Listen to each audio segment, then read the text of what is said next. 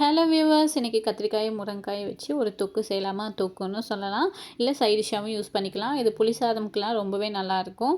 இன்றைக்கி நான் வந்துட்டு வெறும் மெயின் டிஷ்ஷாக தான் யூஸ் பண்ணியிருக்கேன். இந்த ரெசிபி செய்யறதுக்கு தேவையான பொருள் என்னென்னு பார்த்தீங்கன்னா, முருங்கைக்காய் நான் 2 முருங்கைக்காயை கட் பண்ணி வச்சுருக்கேன். 1 கப் அளவுக்கு சின்ன வெங்காயம், 1 கட்டி பூண்டு எடுத்திருக்கேன், 3 மீடியம் சைஸ் தக்காளி, 4 கத்திரிக்காய் எடுத்திருக்கேன்.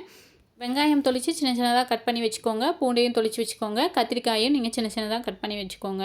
நெக்ஸ்ட்டு இந்த ரெசிபி செய்கிறதுக்கு ஒரு கடாய் அடுப்பில் வச்சுட்டு 3 டேபிள் ஸ்பூன் அளவுக்கு ஆயில் ஆட் பண்ணிக்கோங்க. ஆயில் காஞ்சதும் கடுகு, உளுத்தம்பருப்பு, கடலைப்பருப்பு இதெல்லாம் ஆட் பண்ணிக்கோங்க. ஆட் பண்ணிவிட்டு கடுகு பொரிஞ்சதுக்கப்புறம் சின்ன வெங்காயம் முழிச்சு அரிஞ்சு வச்சுருந்தோம் இல்லையா, அதையும் இதில் ஆட் பண்ணிவிட்டு கொஞ்சமாக கருவேப்பிலையும் ஆட் பண்ணிக்கோங்க. வெங்காயம் நல்லா வதக்கி விடுங்க. வெங்காயம் ஓரளவுக்கு வதங்கினதுக்கப்புறம் நம்ம எடுத்து வச்சிருந்த பூண்டை ஆட் பண்ணிக்கலாம். ஆட் பண்ணிவிட்டு நல்லா வதக்கி விடுங்க. நெக்ஸ்ட்டு நம்ம அரிஞ்சு வச்சுருந்த கத்திரிக்காய், முருங்கைக்காய் எல்லாத்தையும் இதில் ஆட் பண்ணிக்கோங்க. நெக்ஸ்ட்டு குழம்புக்கு தேவையான அளவுக்கு உப்பு ஆட் பண்ணிக்கோங்க. நான் இன்றைக்கி கல்லுப்பு தான் ஆட் பண்ணியிருக்கேன். ஒரு பிஞ்ச் அளவுக்கு மஞ்சத்தூள் ஆட் பண்ணிக்கலாம்.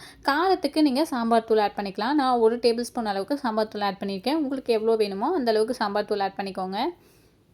ஆட் பண்ணிவிட்டு கொஞ்சமாக விளக்கெண்ணெய் ஆட் பண்ணிக்கோங்க. ஆட் பண்ணிவிட்டு நல்லா வதக்கி விடுங்க. ஒரு 2 to 5 மினிட்ஸ் நல்லா வதக்கி விட்டீங்க அப்படின்னா பார்க்கவே இந்த மாதிரி நல்லாயிருக்கும். அதுக்கப்புறம் உங்களுக்கு தேவையான அளவுக்கு தண்ணி ஆட் பண்ணிக்கோங்க. ஆட் பண்ணிவிட்டு இந்த மாதிரி நல்லா கொதித்ததுக்கப்புறம் நம்ம எடுத்து வச்சிருந்த தக்காளியை மிக்சியில் போட்டு அடித்து இதில் ஊற்றிக்கோங்க. 10 மினிட்ஸ் மீடியம் ஃப்ளேம்லேயே வச்சு நல்லா கொதிக்க விட்டீங்க அப்படின்னா இந்த மாதிரி நல்லா சுண்டிடும். நான் இன்றைக்கி தேங்காய் ஆட் பண்ணியிருக்கேன். இது வந்து ஆப்ஷனல் தான், உங்களுக்கு வேணும்னா ஆட் பண்ணிக்கலாம், வேணான்னா விட்டுறலாம்.